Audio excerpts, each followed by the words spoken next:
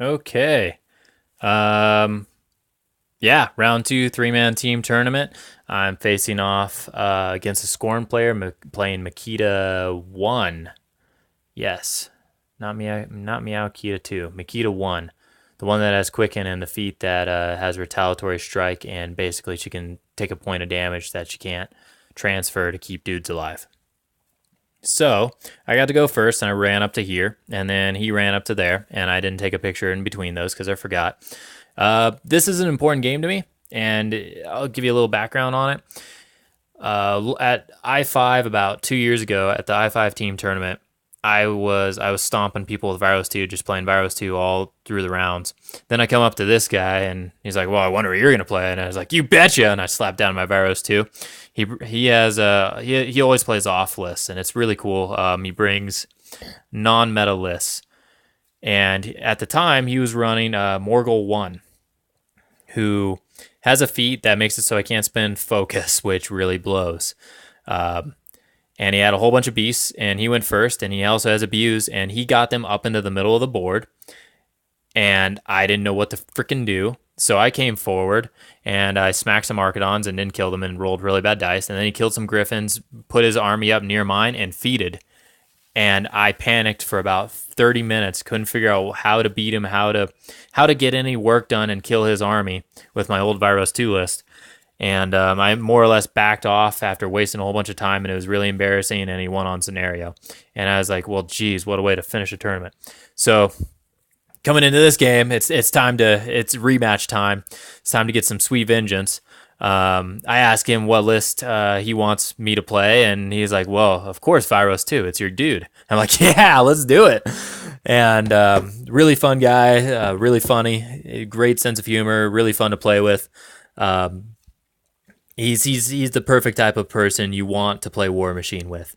He's a great person to play War Machine with. And normally I don't like to say names, but you know what? I'm talking him up so much. It's JC. Great player. I don't think there's anything anyway in this video that could be construed as bad as negative. So if anything, I'm just building him up. It's JC, guys. I'm playing JC. From JC's Burritos is his team name. He's the team captain. So rematch time, let's do this. I know he has a control feat. I've got a different approach to it that I've been honing over the years, kind of since that moment. I've been playing Vyros 2 for like 3 years now, or 2 years, or whenever Forges of War first released, I jumped Vyros 2 and Ron in there and was like, let's go. Lanyssa is going to run over there and contest that zone, and I'm going to go to this right zone and try and abuse those two forests and try and... that's basically my game plan, is play an attrition game where he doesn't get much work done after his feat turn because I just take a step back because I went first. So that's more or less what I do. I spread my army out wide so that he doesn't know this is happening. He runs up and spreads his army out wide, and he popped feat because of my threat range right here.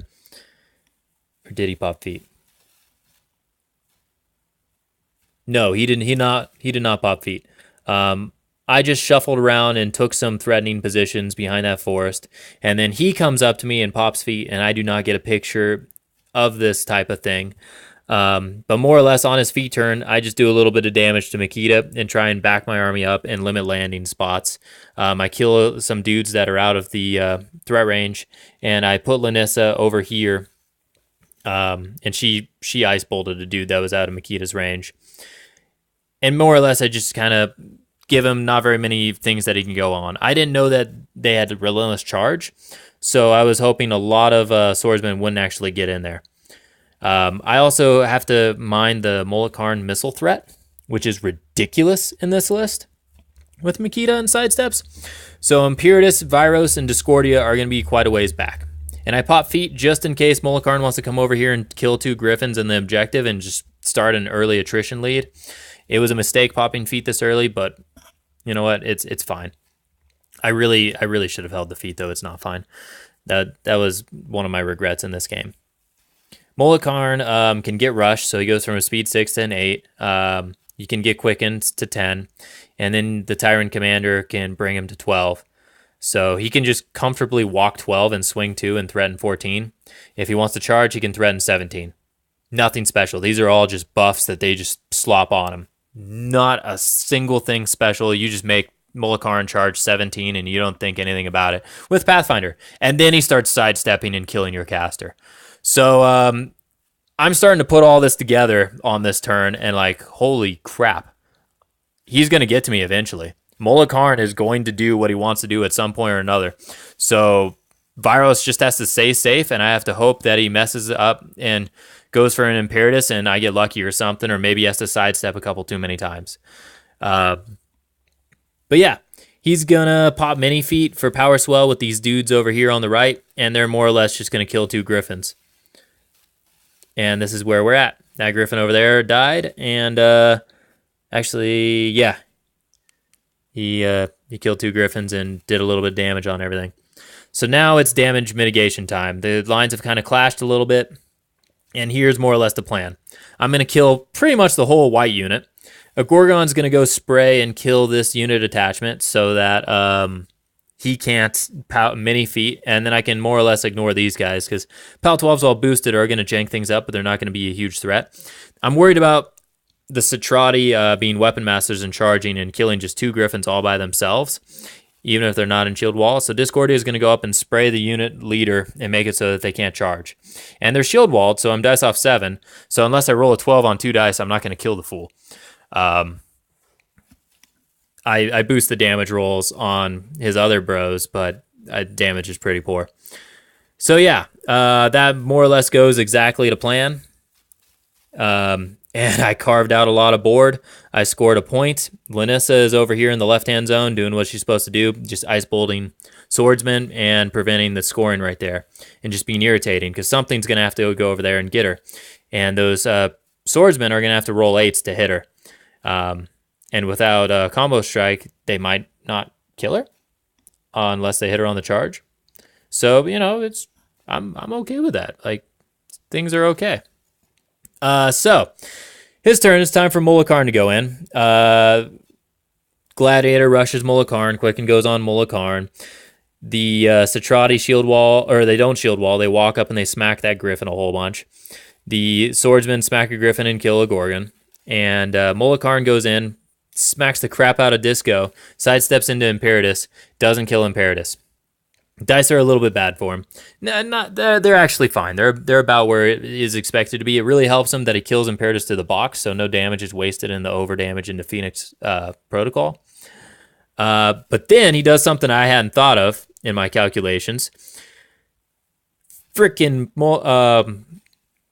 Makeda walks up and starts jackhammering Molik Karn attacks into Imperitus, and he just keeps missing. He keeps missing. He needs 6s to hit, and I think he misses like 3 of her 5 jackhammers, and Imperitus lives. And I'm like, oh, baby. It's assassination time, baby. So, here's where we're at. Robo Molik Karn versus Flesh and Blood Molik Karn. I got lucky, and my Robo Molik Karn lived. So here's my plan. Drum roll. Vyros is going to go and kill Molik Karn after building some synergy. And then Imperitus is going to go and kill Makeda. So, there's a huge flaw in that plan I just gave you. And I hope all my viewers at home are like, what are you thinking, Connor? You're an idiot, Connor. Stop right there. But you know what? I wish you were there in real life to tell me that, because I would have stopped right there and just killed a whole bunch of Cetrati and killed Molik Karn and gotten, a somewhat decent attrition lead.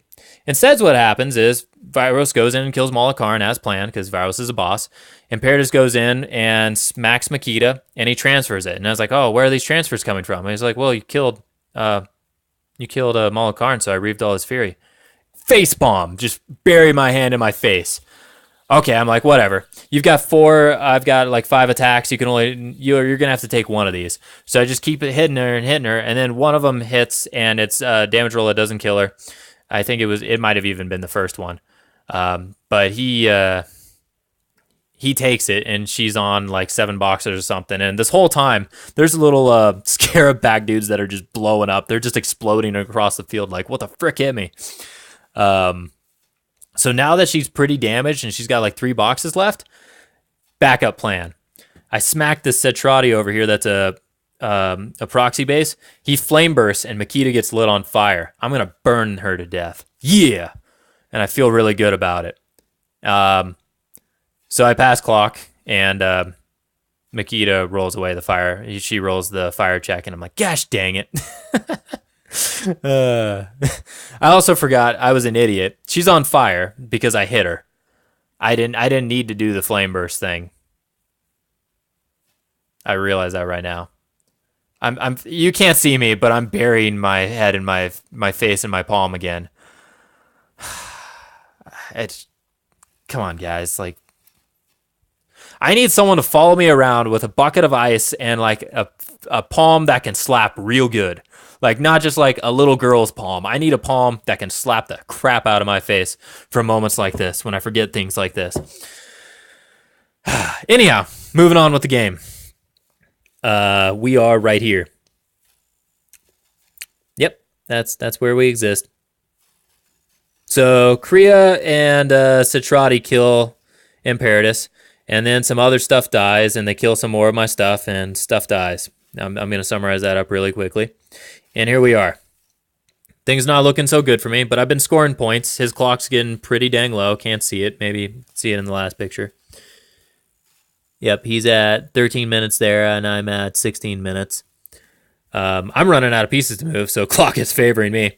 So Lanyssa still contesting the zone over here on the left, and the score, I'm up by a couple. And we're getting, it's turn 4 right now, and I'm starting to play towards turn 7. But I'm going to go for another assassination run because she's pretty messed up and she's on 2 focus. So that Griffon up there on the top walks over and starts beating the crap out of Makeda and almost kills her. I don't know how I don't kill her. I think I miss once or twice or something like that. I need, I think 6s to hit. But she lives again. And then I'm like, well, Vyros is going to get in there and finish her off because I have a bird's eye and I can land in between those 3 dudes and smack her. However, the landing spot doesn't actually exist. My eyeballs are lying to me. So it's time for the backup plan.